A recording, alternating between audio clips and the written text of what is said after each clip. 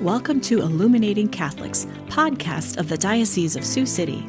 I'm Dawn Prosser, Director of Communications for the Diocese. Together with Karmen Bauer of the Faith Formation Office, we will shed light upon topics of faith in the modern church. Our guests include Catholic clergy, religious sisters, and other experts in their fields to help us understand what's happening in the church today. We will explore issues, even the tough ones, and to find answers to common questions about Catholicism. Thank you for joining us for today's Illuminating Catholics, shedding light to understand the modern church. Welcome back to Illuminating Catholics. I am Dawn Prosser, Director of Communications for the Diocese of Sioux City. And I am Karmen Bauer. I am the Director of Faith Formation. And we are so grateful to you for listening and subscribing to the podcast. Hope that you're able to listen to each episode. We've had some wonderful guests and topics. And speaking of wonderful guests, we have a special treat for you right here in our studio. We had Bishop Walker Nickless come over and sit down with us, the 7th Bishop of the Diocese of Sioux City. He has shepherded the faithful of the diocese for over 19 years. And we were just talking before recording. Pretty soon he's going to be able to enjoy his well-deserved retirement after waiting nearly 3 years for Pope Francis to select a successor and grant his retirement. So welcome, Bishop. Thank you, Dawn and Karmen, and congratulations on your podcast. I hope it's a successful instrument to spread the good news. That was the idea.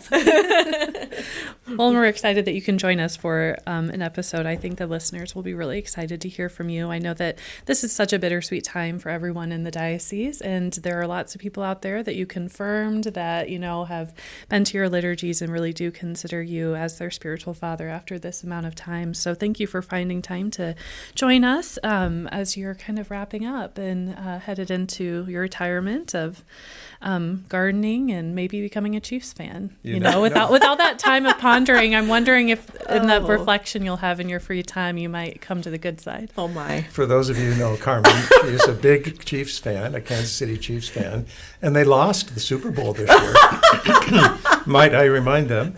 My whole goal here has been to convert Bronco fans, and I think I have a lot of converts to the Denver Broncos success story.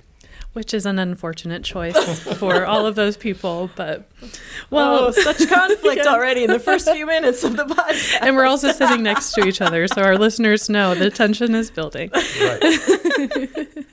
Well, Bishop, could you just remind us all about your history? We know that you grew up in a large family. We have a lot of families in our diocese who I think would love to just know more about what that looked like for you in your life, especially as they consider planting the seeds of the vocations in their children. Sure. I grew up in Denver. I'm the oldest of 10. There are 5 boys and 5 girls. My mom and dad grew up in Denver as well, my grandparents.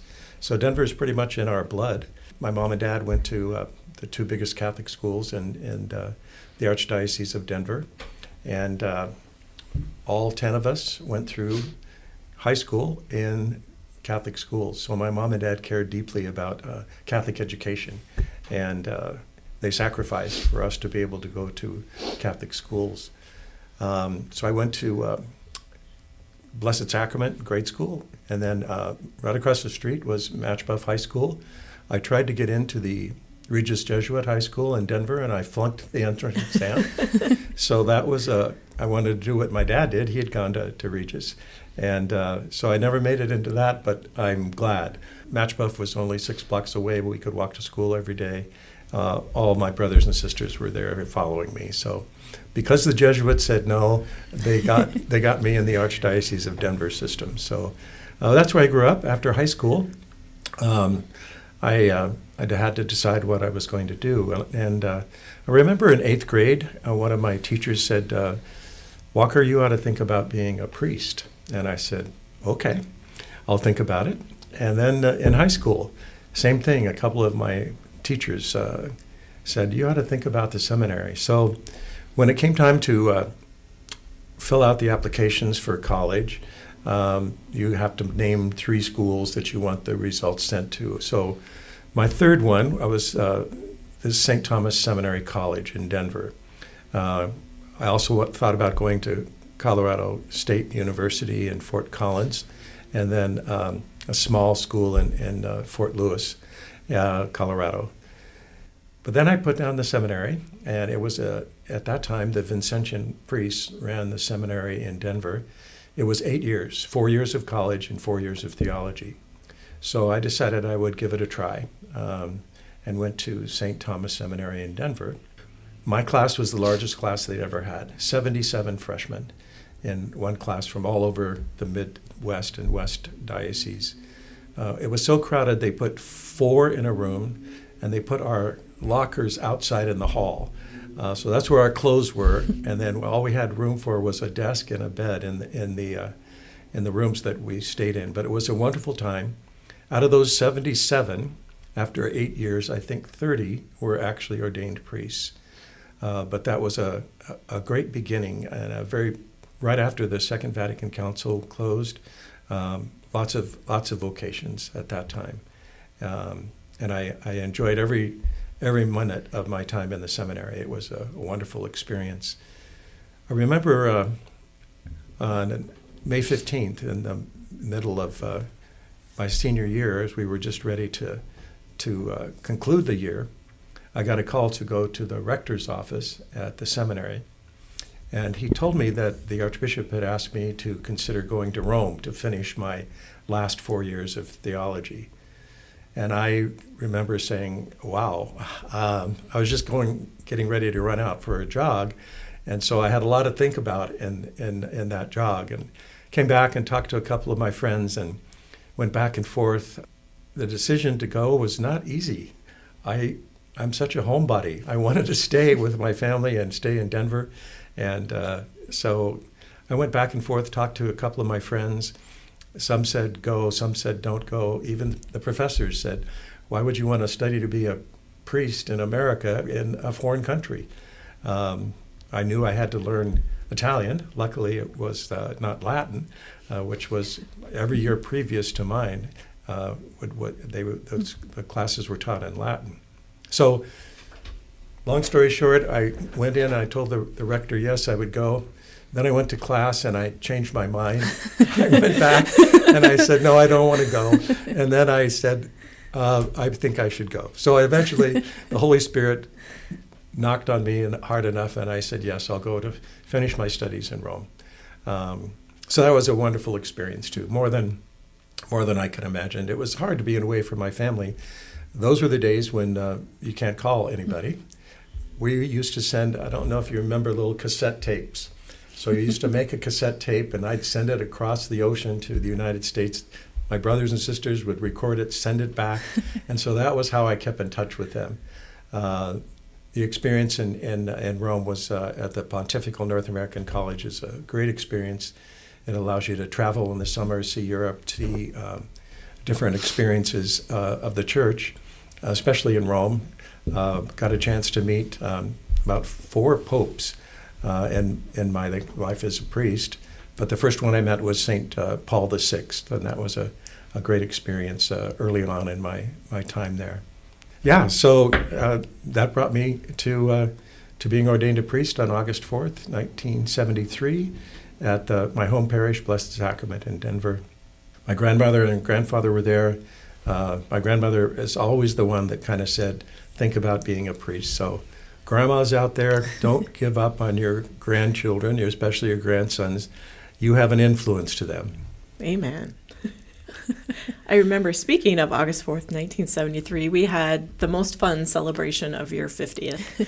It was a lot of fun, and we did some articles and so forth. I remember the great conversations that we had about your time in Denver, because we know a little bit about your time here in Sioux City, but I remember some really fun stories. So do you want to share with us maybe some of your assignments and your experiences as a priest? And I know then you kind of worked your way up through some chancery work too. So, well, I didn't work my way up. I think it was more the bishop said, I need you. So, okay, well. I had to leave parish ministry, which I love. So yes, I was in only 4 parishes in my 33 years in Denver. As a priest.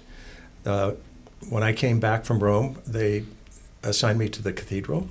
It was a good place to be because it's the center of the diocese. Lots of things happen there. and was a good way for me to get back into the Diocese of Denver that I had left for 4 years to study. So coming back to the cathedral was a brand new experience. There were 5 priests living there. One of them was the vicar for clergy. And the youngest priest always had to be the MC for the auxiliary bishop. So I started following Bishop George Evans, the auxiliary of Denver, around and for all his confirmations. And so right away I jumped into celebrating the sacrament of confirmation with the auxiliary bishop. And it was, as all cathedrals, it's a low-income area in Denver. I loved working with the youth group. There was blacks and Hispanics and low-income people around the cathedral. And we had a wonderful director of formation there, a director of religious education, but a woman by the name of Alice who just dedicated her life to young people. And so she quickly confiscated me, and we started having weekly youth group meetings, retreats, and skiing adventures, and all of those things. So it was wonderful to be involved in parish ministry like that. There were 5 masses a day at the cathedral, and so all of us were very busy. It's a beautiful cathedral. I was baptized in that cathedral, wow. And so it was also my first assignment as a priest. Everybody loves to get married in the cathedral, so there were a lot of marriage preparation, a lot of pastoral work that I did. We had plenty of nursing homes and visiting the sick and the shut-ins. Wonderful experiences there. So they were in the midst of remodeling it, and the pastor asked the bishop, because usually we would only stay 3 years. I stayed a 4th year because we were right in the middle of renovating the cathedral, and the pastor wanted me to be able to see what we were working on together. So since that time, they've destroyed all that we did, and they have a brand new renovated cathedral. But it was a good experience to get some building experience and to see what it's like in remodeling. Then the time came for me to move, and I wanted to go to a parish with a school. I really loved my time in the grade schools that I was at, and I think having a parish school adds so much to a parish. It brings it alive with the parents, and somebody told me early on that you get to the parents through the kids. So I taught 7th and 8th grade religion at St. Bernadette's Catholic Church in Lakewood, Colorado, on the other side of town from where I had grown up. And I loved my time at St. Bernadette's. I spent 3 years there. We started a youth group, met every Tuesday night. I remember those days well, trying to figure out what to do with them and how to share the faith with them, and at the same time have some good friends and good time and some good faith opportunities for them. So we went on many retreats, skiing excursions. In Colorado, you have to ski. So it was another wonderful experience. I had a very elderly and wise pastor. He was a chain smoker. We had no housekeeper, no cook. So every night we went out to dinner at 10 minutes to 5. If I wanted to eat, I had to go at 10 minutes to 5, get in the car with him, the ashtray of the car at that time overflowing with cigarettes. And so it was a learning experience, but I loved my time at St. Bernadette's as well. He was Father John Doherty, the pastor there, was a very holy man. He was always in the church, usually with his rosary, praying. If you ever wanted to find him, that's where he would be. So he was a great influence on me. And so I learned from 2 pastors, the pastor at the cathedral and then Father Doherty at St. Bernadette's in Lakewood. Then it's time to move again. And so this time the personnel board wanted me to be the pastor. I was 32 years old, and they said, we have a parish that the Claretian order is leaving, and we want you to go in and be the pastor. Well, I didn't know what I was doing, but so this was also on the west side of town in a city called Arvada. So the Shrine of St. Anne in Arvada was my first pastorate. I spent 8 years there. And I learned by doing, lots of good happening, lots of mistakes at the beginning. I didn't exactly know how to be a pastor. It was a learning experience, but it also had a school. We built an addition onto the school. I taught the 7th and 8th graders, and just loved the opportunity to be around the young people in the midst of doing the work of a pastor. So that was my third assignment. And then I remember being at a priest meeting when Archbishop, now Cardinal Stafford, called me up in the middle of the meeting and said, "You've been recommended to be the vicar for clergy." He said, "I know you're young, but I hear that you have some good talents, and so I want you to come to the chancery and be my vicar for clergy," which means priest personnel director, dealing with all the issues that priests have to deal with. It was 1988, right in the middle of the largest clergy sexual misconduct scandal that we've had in the church. It was just beginning then. So I spent a lot of time as vicar for clergy, not with priests, but with lawyers and counselors and victims. It was very hard.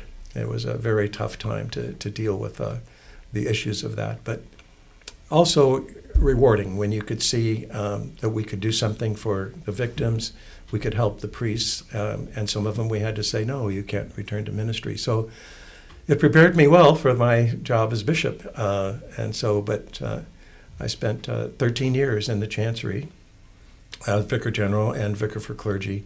So I was pretty well familiar with what goes on in a chancery and running at a diocese. So that brings me up until the time that I got the call to come to Sioux City. Would you like to tell us about the call, Bishop? Sure. That's a great story. I was at a meeting at the chancery in Denver. By that time, the Archbishop said, why don't you, I was living at a parish again in Lakewood, Our Lady of Fatima, for those 13 years. The pastor was retiring, and the Archbishop said, Walker, I think you deserve a parish. Why don't you think about where you might want to go? And I said, well, can I just stay here? Since I lived in the basement, can I move up to the top floor? And he said, yes, you can go wherever you want after all your service.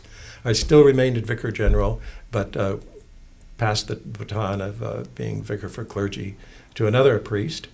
And so I was living at Our Lady of Fatima, and at a meeting at the chancery, came back and saw there was a beep on my telephone answering machine.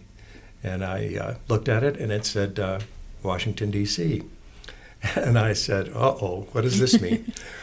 Sometimes it could be that there was a communication about a priest that I needed to know or something, but I called back, and the message was, this is the Apostolic Nuncio.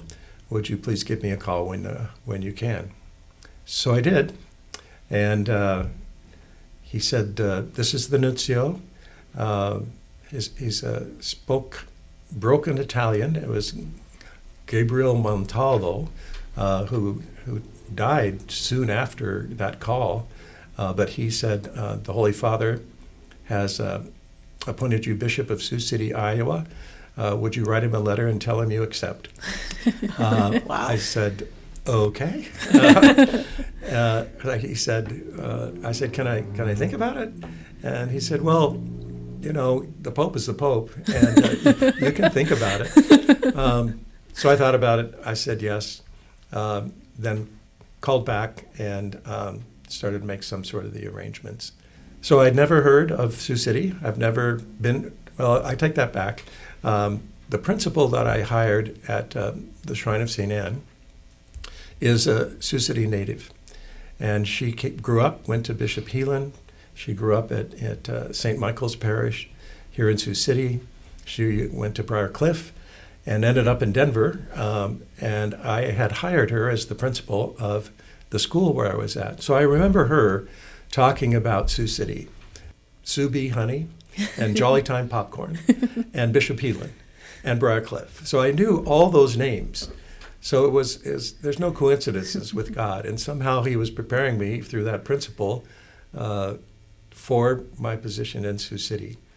So I really didn't know where Iowa was. I didn't know where Sioux City was. I got out a map immediately. And even though you're not supposed to tell anyone, I told my parochial vicar, my assistant. And so he got out a map and he looked up the diocese. He drew a marker around the Diocese of Sioux City and said, that's where you're going to go. So I got to look at Sioux City and the diocese, and yeah, that was the beginning of the wonderful adventure of being the Bishop of Sioux City. I remember I had a dear friend in high school who was a parishioner at St. Malachy's in Madrid, and I remember when you were announced, and she was so excited that there was going to be a new bishop in her diocese, and I said, "Oh, that's great for you," and I never thought at that moment that just about 4 years later, I would be moving up here and working for you. So Exactly. It's just funny how you never know. There's no coincidence Yes. with God. You're so right. You're so right. What were some of your first impressions when you arrived here and the reception and the welcome that you received? I was overwhelmed, of course. But so grateful for Monsignor Augustine. Roger Augustine was the administrator at the time, and Monsignor Cernet. And so they wrapped me around their arms and took care of me. Jim Wharton was here as the Director of Communications and Fundraising. And so the three of them kind of let me see what the diocese was going to be like. And so I remember coming the first time, and you flew to Omaha. There's no direct flight from Denver to Sioux City like there is now. I'm grateful for that. And so the drive back and forth, I came a couple of times to prepare. But I didn't know what I was getting into. It's a huge difference to go from being a pastor in a parish to becoming a bishop. So I made a lot of mistakes at the beginning. I didn't know what I was doing, basically. You kind of learn by doing. And so the opportunity to come and be able to grow and make mistakes and learn from those has been a blessing for me. My time here in Sioux City has been a great blessing. What do you consider some of the highlights of your time here, some of the successes that you see? Well, the most exciting things were the sacraments that I was able to celebrate, especially the sacrament of holy orders and confirmation. To be with young people at confirmation, I'd already done that in Denver. The vicars general do confirmations in Denver. The Archbishop delegates that. So I did a lot of confirmations before I even became a bishop. But being with the young people, challenging them, seeing the enthusiasm of their faith, seeing how scared they are, that I'm going to ask them a question that they don't know the answer to, being able to tell them, relax, it's the Holy Spirit that's going to guide you and fill your hearts. That's been a wonderful experience. And the young people that receive that, I can't believe I've probably confirmed to thousands of young people. And one of the blessings is that two of the young men that I confirmed are now priests that I had the privilege of ordaining. So it's kind of like watching your children grow up. I confirm them and then ordain them. And they're both doing great pastoral ministry. Father Travis Crotty and Father Zach Jones were two people that I confirmed. So I just had confirmation in Algona the other day, and I said, look at Zach. He used to be where you are. Now look at him. So you never know, especially to the young men thinking about the priesthood. So the priesthood ordinations are also, and diaconate ordinations, to be able to be the instrument of God's mercy and grace, to share that sacrament of ordination with the young men. They spend 9 years in the seminary. I get to know everything about them. I see their evaluations, their reports, watch them grow, see them struggle. But then to bring them to the end and to be able to ordain them is a great, great privilege and a great blessing. Oh, definitely. So those are the things that mostly stand. But I don't appreciate all the meetings that I have to go to. I don't appreciate those kind of things. But I'm most happy. I went to the seminary to become a priest, not a bishop, and so there's a difference. And so when I can do priestly things, that's what gives me life.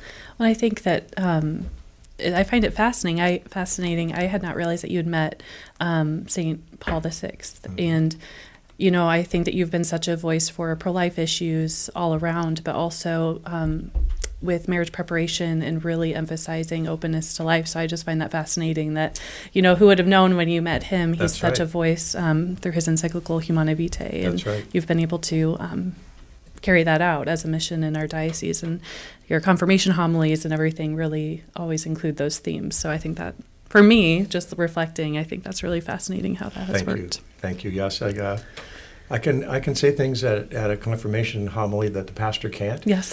They have to stay. I can leave. But when I challenge the young people about sexual morality and about the importance of life, I think that's something they really need to think about, and I do my best to try to share that. Definitely. So what would you say to the faithful? What would you want them to know about your time here in the diocese? Thanks for blessing me. Thanks for your prayers. Thanks for your patience. It's been a wonderful experience, more than I could have ever imagined. It's a bittersweet moment. When Bishop Keehner was announced, I told everyone that I have a smile on my face but a tear in my eye. And that's how I still feel. It's hard to leave something after almost 20 years. But it's time to pass the torch. And I remember so many wonderful experiences here in Sioux City, and I will treasure them the rest of my life.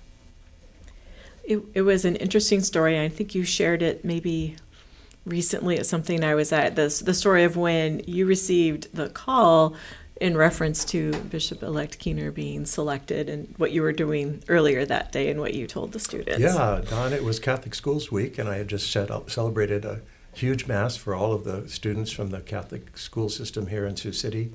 And I said, I've been waiting for about 3 years for the Pope to accept my resignation, but he hasn't done it yet, and he hasn't let me retire. So I said, I think the Pope has forgotten me. And of course they all laughed, and came home after that Mass, and sure enough, another message on my phone. Washington, D.C., the Apostolic Nuncio.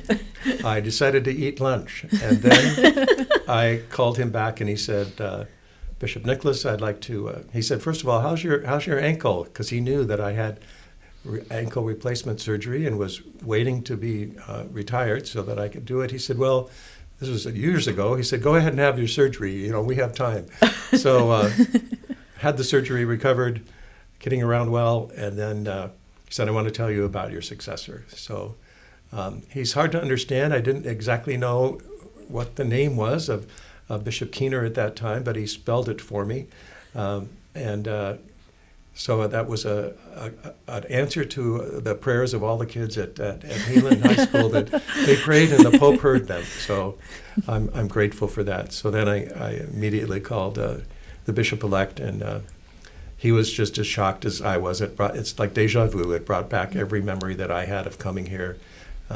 He coming from Youngstown, me coming from Denver.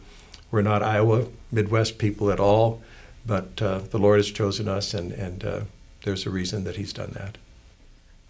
So as we inch closer to May 1st, to the Episcopal ordination, you've been here a little over 19 years. What advice would you give him, or maybe you already have given him as far as when you pass the torch on to him?